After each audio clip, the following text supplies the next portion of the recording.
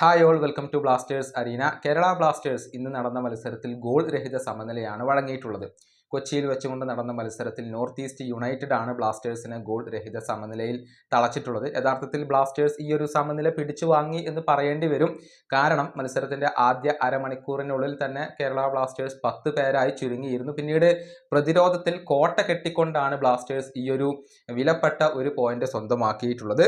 ഏതായാലും നമുക്ക് മത്സരത്തിന്റെ വിശദാംശങ്ങളിലേക്ക് പോവാം. സ്റ്റാർട്ടിംഗ് 11-ൽ 3 മാറ്റങ്ങളായിരുന്നു പരിശീലകർ വരുത്തിയിരുന്നത്. പ്രീതം, കോയഫ്, നവാച്ച എന്നിവർ ഉണ്ടായിരുന്നില്ല. പകരം മിലോസ്, വിപിൻ, സന്ദീപ് എന്നിവർ സ്റ്റാർട്ടിംഗ് 11ലേക്ക് തിരിച്ചെത്തി. ജീസസ് ജിമിനസ് ബെഞ്ചിലായിരുന്നു ഉണ്ടായിരുന്നത്. മത്സരത്തിന്റെ 10ാമത്തെ മിനിറ്റിൽ സച്ചിൻ സുരേഷ് ഒരു വ്യക്തിഗത പിഴവ് വരുത്തിവെച്ചിരുന്നു. പക്ഷേ അതിൽ നിന്നും കേരള ബ്ലാസ്റ്റേഴ്സ് രക്ഷപ്പെട്ടു. രണ്ട് ടീമുകളും ഒരുപാട് മിസ്പാസുകൾ വരുത്തി വെക്കുന്നത് നമുക്ക് മത്സരത്തിൽ ഉടനീളം കാണാൻ കഴിഞ്ഞിട്ടുണ്ട്.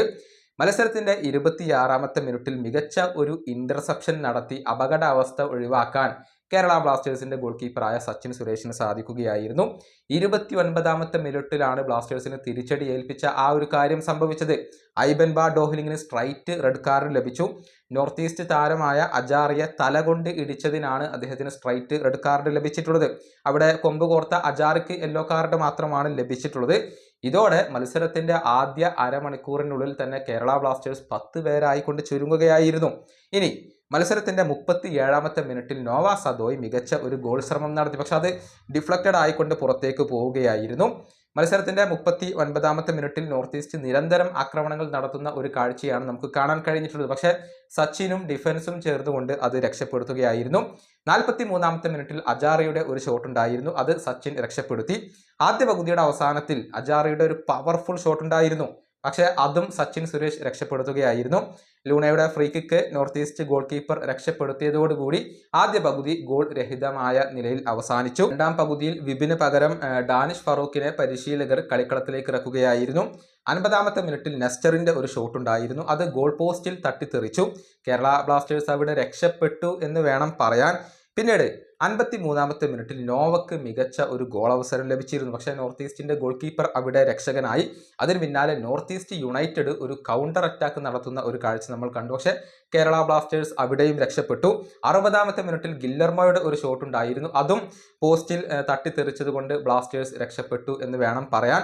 65ാമത്തെ മിനിറ്റിൽ നോർത്ത് ഈസ്റ്റിന് മറ്റൊരു അവസരം ലഭിച്ചിരുന്നു. പക്ഷേ കോമെ പെപ്രയുടെ ഒരു സമയോചിത ഇടപെടലാണ് അവിടെ കേരള ബ്ലാസ്റ്റേഴ്സിന് തുണയായിട്ടുള്ളത്. പിന്നീട് നോർത്ത് ഈസ്റ്റ് യുണൈറ്റഡ് നിരന്തരം ആക്രമണങ്ങൾ നടത്തി. പക്ഷേ കേരള ബ്ലാസ്റ്റേഴ്സ് അവിടെയെല്ലാം അതിജീവിച്ചു എന്നുള്ളതാണ്. ഗോൾ മാത്രം അവിടെ അകന്നു നിന്നു. 82ാമത്തെ മിനിറ്റിൽ നോർത്ത് ഈസ്റ്റ് യുണൈറ്റഡിന് ഒരു സുവർണാവസരം ലഭിച്ചിരുന്നു. ഗോൾ പോസ്റ്റിലെ ആ ഒരു കൂട്ടപ്പൊരിച്ചിനൊടുവിൽ കേരള ബ്ലാസ്റ്റേഴ്സ് അവിടെയും രക്ഷപ്പെട്ടു.